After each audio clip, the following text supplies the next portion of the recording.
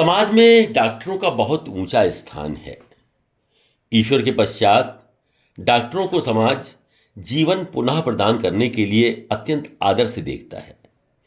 मेरे अपने जीवन में जब मैं 22 वर्ष की उम्र में ऑटो इम्यून बीमारी रेमेटॉइड आर्थराइटिस के प्रकोप से ग्रस्त हो गया था, तो ये डॉक्टर CD पांडे ही थे जिन्होंने मुझे पुनः जीवन प्रदान किया।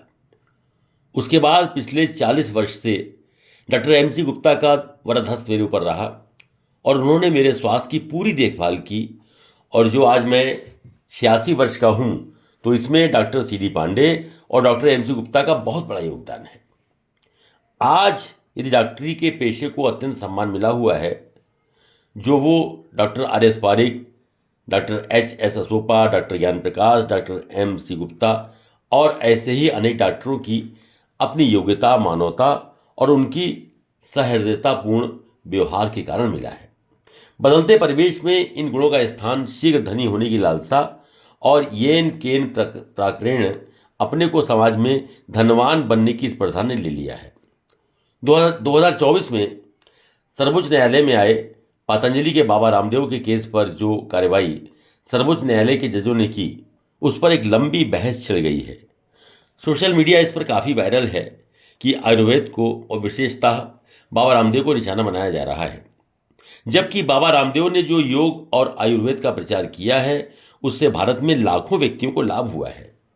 एलोपैथी चिकित्सा का जो हाल है वो तो सर्वविदित है, किंतु न तो सर्वोच्च न्यायालय ने, न भारत सरकार ने और न ही इंडियन मेडिकल एसोसिएशन ने उसमें सुधार लाने का कोई प्रयत्न किया है। अपने इलाज के लिए आपको डॉक्टर ढूंढना मुश्किल है। यदि किसी प्रकार आप डॉक्टर को दसियों लोगों से बात करके जान भी पाएं, तो उससे इलाज कराना मुश्किल है। और इलाज करा रहे हैं तो ये जानना मुश्किल है कि आपका सही इलाज हो रहा है या नहीं। दोबारा समय लेने में अथवा अपना हाल बताने में भी आपको कितनी परेशानियों से गुजरना पड़ता है, वो कोई भुक्तभोगी ही जानता है। कई बार जल्दबाजी में और हड़बड़ी में डॉक्टर कितना अनर्थ कर देते हैं कि दाहिनी आँख की बजाय बाईं आँख का ऑपरेशन कर देते हैं, क्योंकि वो इतनी जल्दी में होते हैं कि मरीज के साथ घोर अन्याय कर बैठते हैं। मैं अपने अनुभव के कुछ उदाहरण देता हूँ।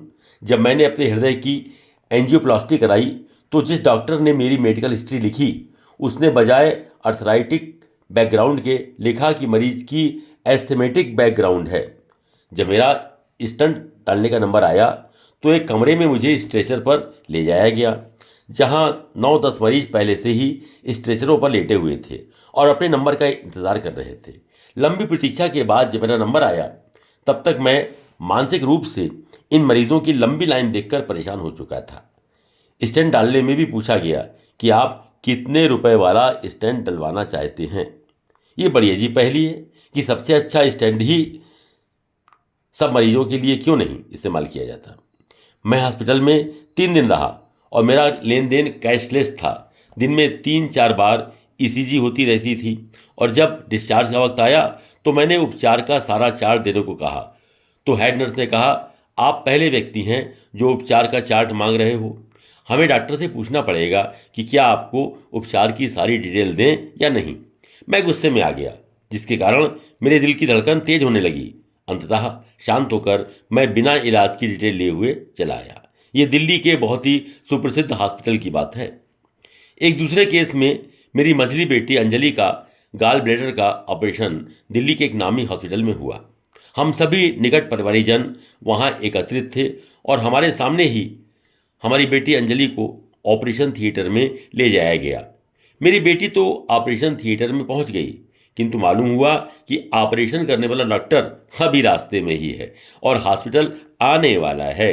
ये कितने आश्चर्य की बात है कि मरीज ऑपरेशन थिएटर में पहुंच चुका है और डॉक्टर अपनी गाड़ी से रास्ते में आ रहा है। ये स्थिति देखकर मैंने बहुत प्रतिरोध किया कि जब डॉक्टर रास्ते में है तो मरीज को पहले से ऑपरेशन थिएटर में क्यों ले जाया गया।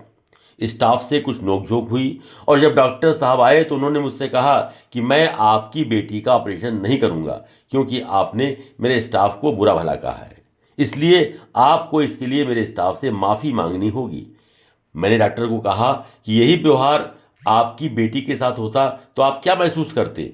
मेरा आपके स्टाफ से कोई उलझने का कारण नहीं था, लेकिन ये परिस्थितियां किसी भी पिता को विचलित कर सकती हैं, इसलिए आप इस बात को भूल जाएं। यदि हमारे शहर में doctor H Asopa, doctor MC Gupta, doctor Gyan प्रकाश जैसे डॉक्टर मैंने नहीं देखे होते तो मैं यही समझता कि सभी डॉक्टर पैसे के पीछे दौड़ रहे हैं और जानबूझकर मरीजों और उनके परिवार से पैसा वसूल कर रहे हैं।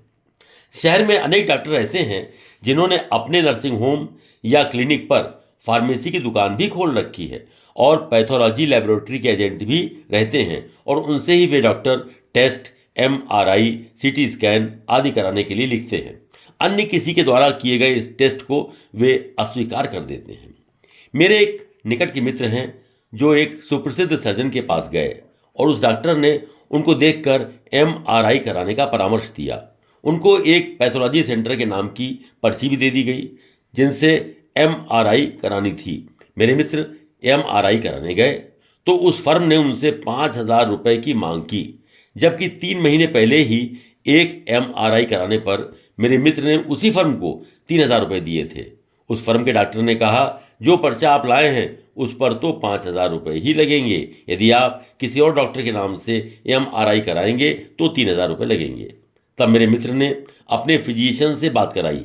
MRI पर उस फिजिशियन का रेफरेंस लिखा गया और 3,000 रुपये में काम हो गया। सबसे आश्चर्य की बात यह हुई कि जब मेरे मित्र उस डॉक्टर के पास पुनः MRI लेकर गए तो वो रिपोर्ट देखकर, जिसमें दूसरे फिजिशियन का नाम था, भड़क गए और उन्हें देखने से मना कर दिया।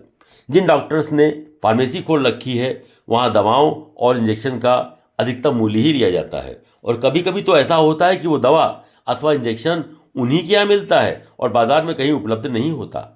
डॉक्टरी का पेशा बहुत आदर की दृष्टि से देखा जाता है और अधिकांश लोग ईश्वर के बाद डॉक्टर को ही भगवान का रूप मानते हैं, जो इलाज कर उनको दूसरा जीवन देते हैं। बहुत सी संस्थाएं जैसे हेल्प आगरा, अग्रवाल सेवा सदन, समर्पण आदि द्वारा संचालित दवाइयों की दुकानें जहां निस्वार्थ सेवा भाव से इतना अच्छा काम कर रही हैं, वहां डॉक्टरों की बढ़ती हुई लोभ और लालच की प्रवृत्ति समाज में निराशा उत्पन्न कर रही है। मेडिकल प्रोफेशन से कई लोगों को अपेक्षा है कि वे आत्मनिरीक्षण करें कि क्या वे प्रोफेशन के अनुरूप अच्छा काम कर रहे हैं। यदि हाँ, तो वे पैसे के साथ जीवन में यश और कीर्ति भी प्राप्त करेंगे। सरकार और मेडिकल एसोसिएशन को भी मेडिकल व्यवस्था में उचित सुधार करने चाहिए जिससे स्वस्थ परंपराएं स्थापित हो सकें।